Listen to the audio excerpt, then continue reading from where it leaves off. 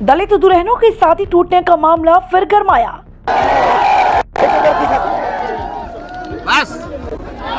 मथुरा के गांव करनावल पहुंचे सांसद चंद्रशेखर। वो जो बात करते हैं तमाम नारों की, उनके नारों का सच ये है कि जो आपके आत्मसम्मान की रक्षा नहीं कर सकते, वो कल ताकत में आपके अधिकारों की रक्षा भी नहीं कर सकते। इस बात को आप मेरी जान लेना। कहा सरकार ने छोटी रकम 1 लाख देकर किया अपमान। जो इससे पिछली सरकार में थे, जिनके मुंह से एक शब्द नहीं निकला, जो कहते हैं वोट दे दो हमारा नारा है, एडीए पता नहीं क्या बताते, और दूसरे कौन है जो 1 लाख रुपए कीमत लगाते हैं। दोनों ही आपके लिए नुकसानदायक। सरकारी सहायता की तुलना भैंस से की। भाई बताओ, भैंस कितने पैसे की आती है बताओ। कहा योगी को भैंस की कीमत नहीं पता। चंद्रशेखर ने कहा आरोपियों की सजा होने तक लड़ेंगे। मथुरा के गांव करनावल में दलित दुल्हनों और बारातियों को पीटने का मामला लगातार तूल पकड़ता जा रहा है। अब ये मामला राजनीतिक बड़ा रूप ले चुका है। इस कड़ी में आजाद समाज पार्टी के राष्ट्रीय अध्यक्ष और नगीना से सांसद चंद्रशेखर आज गांव करनावल पहुंचे, जहां उन्होंने पीड़ित परिवार और दोनों बेटियों से मुलाकात की। सांसद चंद्रशेखर ने मीडिया से बातचीत करते हुए कहा कि योगी सरकार को शायद भैंस की कीमत का पता नहीं है, इसलिए 1 लाख रुपए देकर दलित परिवार का अपमान। भाई बताओ, भैंस कितने पैसे की आती है बताओ। जो इससे पिछली सरकार में थे, जिनके मुंह से एक शब्द नहीं निकला, जो कहते हैं वोट दे दो हमारा नारा है, एडीए पता नहीं क्या बताते, और दूसरे कौन है जो 1 लाख रुपए कीमत लगाते हैं। दोनों ही आपके लिए नुकसानदायक। वहीं चंद्रशेखर ने कड़े शब्दों में पूरे मामले की निंदा करते हुए कहा कि जब तक आरोपियों को सजा नहीं मिल जाती, तब तक वो और उनकी पार्टी चैन से नहीं बैठेंगे। साथ ही उन्होंने इस मौके पर अपनी राजनीति चमकाने का अवसर भी नहीं गंवाया। उन्होंने कहा कि कोई भी सरकार हो, वो आपका भला नहीं कर सकती। आप मुझे सरकार में लाकर ताकत दो, मैं सबके लिए खड़ा रहूंगा। दलितों के तथाकथित मसीहा कहे जाने वाले सांसद चंद्रशेखर के आने की खबर सुन हजारों की संख्या में लोग गांव करनावल पहुंचे, जिसके चलते गांव में भारी अव्यवस्था और हलचल का माहौल देखने को मिला।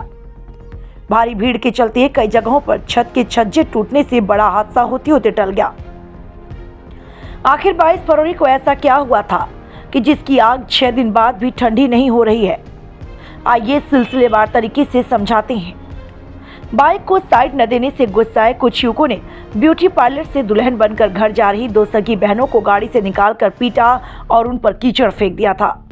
इसके बाद बारात में पहुंचकर मारपीट की, दूल्हे के पिता का सिर फोड़ दिया। घटना के बाद दूल्हा पक्ष रिश्ता तोड़कर बारात वापस लेकर चला गया था। सूचना पर पहुंची पुलिस ने सभी आरोपियों को हिरासत में लिया है।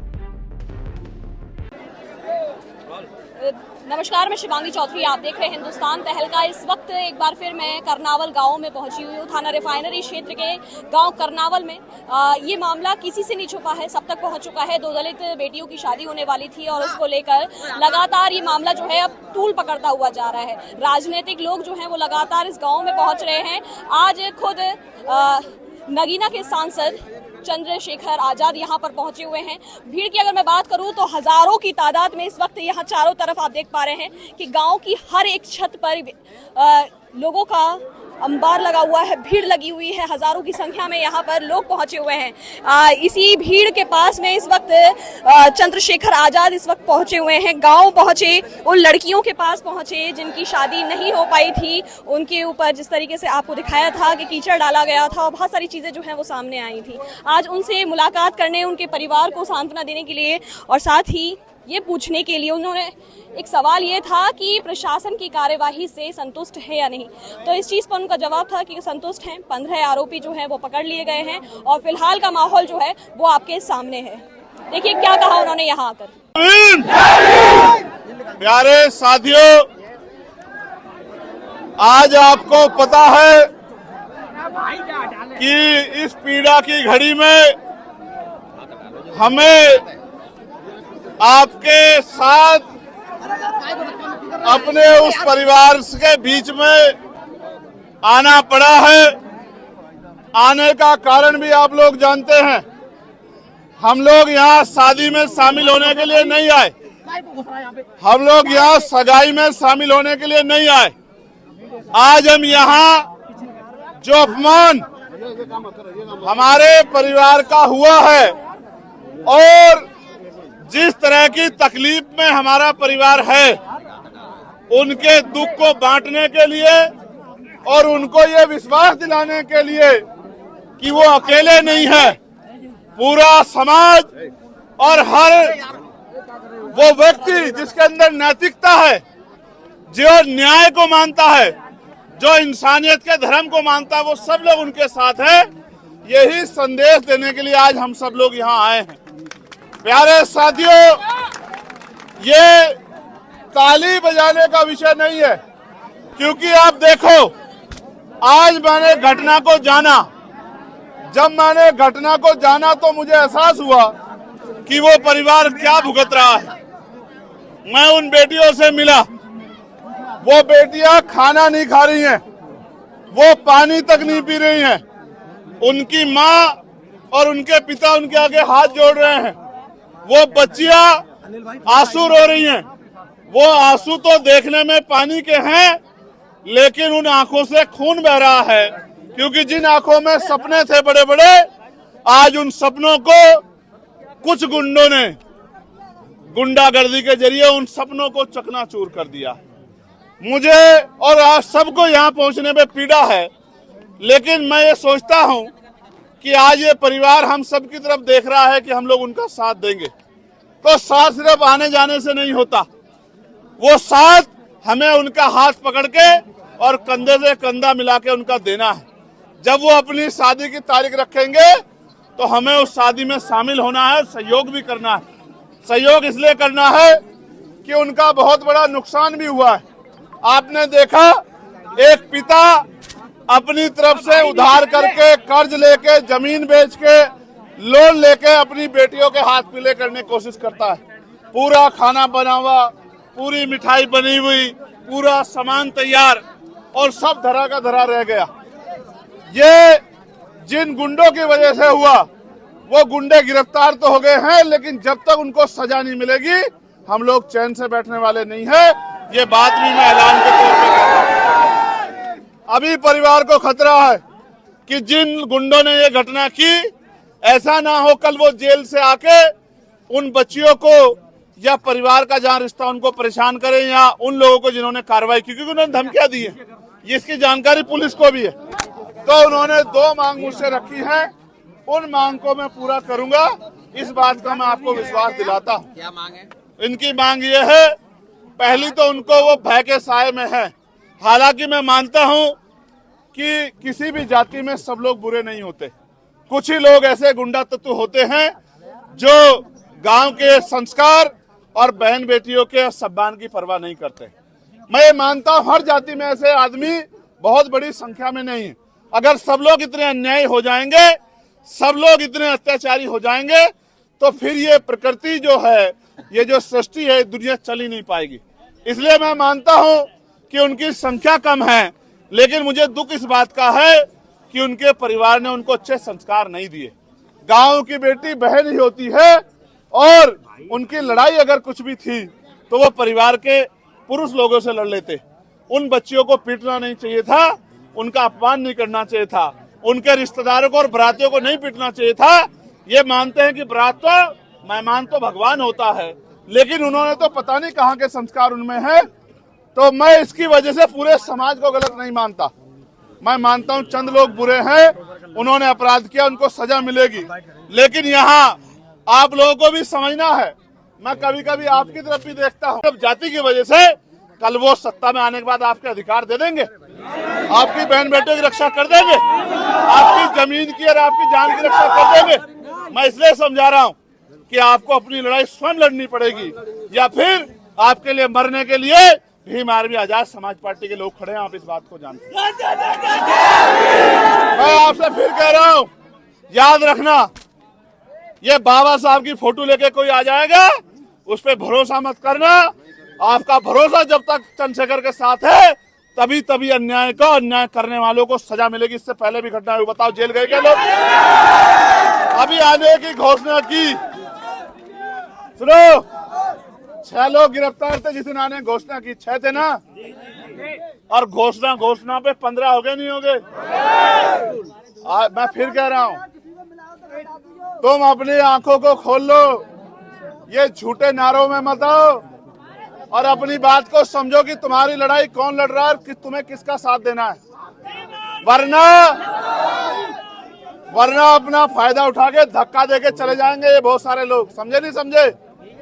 मैं मीडिया के माध्यम से कहना चाहता हूं कि प्रशासन को इस परिवार की सुध लेनी चाहिए, कैसे इनकी सुरक्षा सुनिश्चित हो, पहली बात, और इनको इनकी सुरक्षा के लिए लाइसेंस दिया जाए।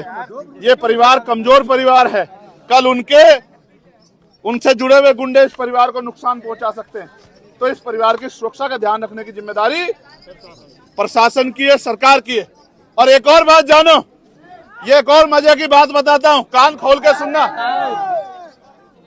देखो, मैं पुलिस का बहुत धन्यवाद दूंगा कि यहाँ पुलिस ने बहुत अच्छी कार्रवाई की है, मैं पुलिस के साथियों का धन्यवाद दूंगा। लेकिन सोचो कि आपके इतने बड़े नुकसान की कीमत उत्तर प्रदेश की सरकार ने क्या लगाई आपको पता है? 1 लाख रुपए, ऐसा ही मैंने सुना कि मंत्री जी घोषणा करके कि 1 लाख रुपए।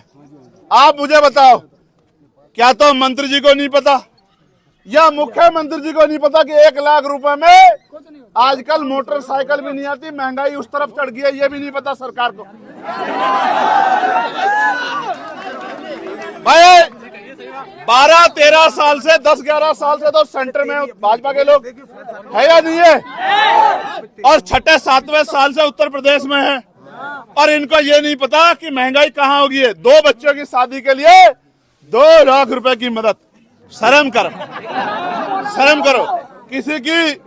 किसी की नेता की गाय भाग जाती तो उसको 2 लाख रुपए का मुआवजा दे देते, किसी का कुत्ता भाग जाता तो 2 लाख रुपए का मुआवजा देते। और आपकी कीमत क्या लगाते हैं? आपके सम्मान की कीमत है। सुनो, तुम लोग आंख खोल के सुनो और अपने दिमाग को सुनो, क्या कीमत लगाई तुम्हारी? बताओ, क्या था 2 लाख रुपए में? एक मकान नहीं बनता 2 लाख रुपए में, गाड़ी नहीं आती 2 लाख रुपए में। ये तुम्हारी हैसियत लगाई भाजपा की सरकार ने। सुनो, और अगर आज ताकत हमारे हाथ में होती तो क्या कोई गुंडा ये घटना कर पाता? बताओ पहले ईमानदार। और अगर कर भी देता तो वो गुंडा तो सजा काटता। अड़ोसी पड़ोसी कई जिलों के लोग गुंडे बिल में घुस जाते कि ऐसी घटना नहीं करनी है, चंद्रशेखर छोड़ेगा नहीं, मेरी बात क्या है।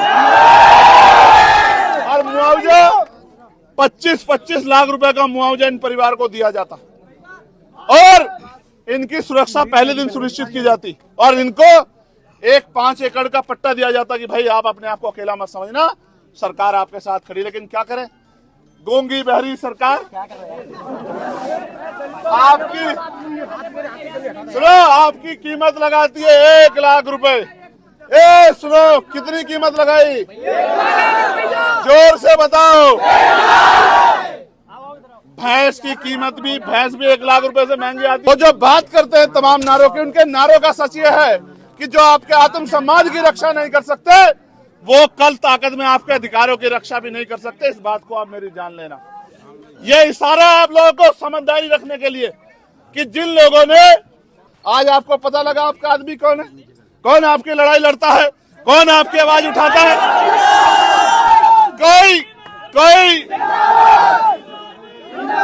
कोई चुनाव के समय बाबा साहब की तस्वीर लेके आ जाता है, नारा लगाता है कि हम भी दलित पिछड़ों के हितैषी हैं और हमारे लोग, और मुझे शर्म आती है कहने में, और मैं कहना भी जरूर चाहूंगा, हमारा पढ़ा लिखा बुद्धिजीवी समाज जिन्होंने ये आंख बंद कर ली और ये नहीं सोचा कि जिनके पीछे आज खड़े हो रहे हो वो कल जब हमारे समाज के अधिकारों की बात आएगी तो वो बोलेंगे नहीं बोलेंगे। जिन नेताओं के मुंह से, उत्तर प्रदेश के बड़े बड़े नेता जिनके मुंह से 2 शब्द नहीं निकले, मैं मानता हूं कि आपके अंदर जाति का एक भाव रहा होगा कि भाई जाति के लोग हैं, लेकिन गलत को गलत तो कह सकते थे, उन परिवारों के लिए न्याय की मांग तो कर सकते थे, उन परिवारों की आवाज तो उठा सकते थे, अब आके उनके साथ तो खड़े हो सकते थे। लेकिन क्योंकि सुन लो एक मिनट, बाबा तो समझदार, तुम नालायक निकले। सुन लो एक मिनट, हमारी खत्म हो जाए फिर सुनिए।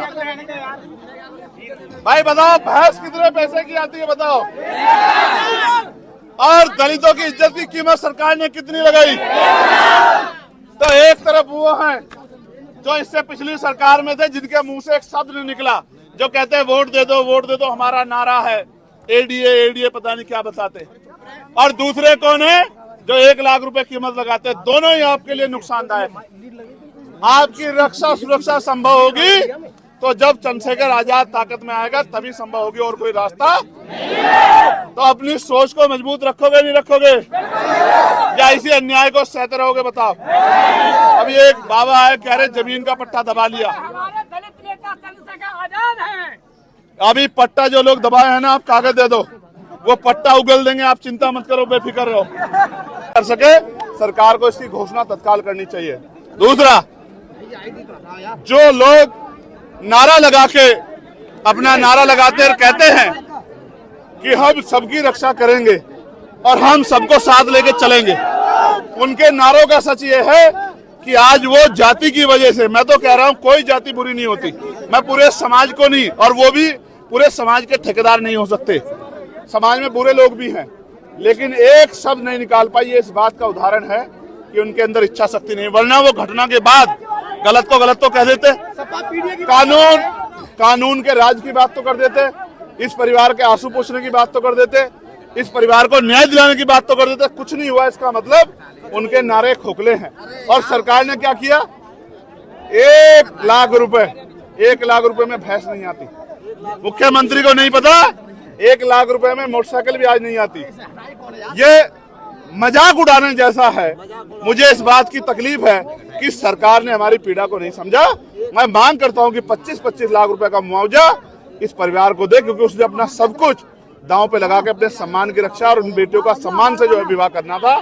जो इस कानून व्यवस्था का जो बुरा हाल है, जिनकी जो सरकार की वजह से, जिसके कारण वो नहीं हो पाया। सुन लो 1 मिनट, बाबा तो समझदार है, तुम नालायक निकले। सुन लो 1 मिनट, हमारी खत्म हो जाए फिर सुनिए। भाई बताओ, भैंस कितने पैसे की आती है बताओ, और दलितों की इज्जत की कीमत सरकार ने कितनी लगाई। तो एक तरफ वो हैं जो इससे पिछली सरकार में थे, जिनके मुंह से एक शब्द नहीं निकला, जो कहते हैं वोट दे दो हमारा नारा है, एडीए एडीए पता नहीं क्या बताते।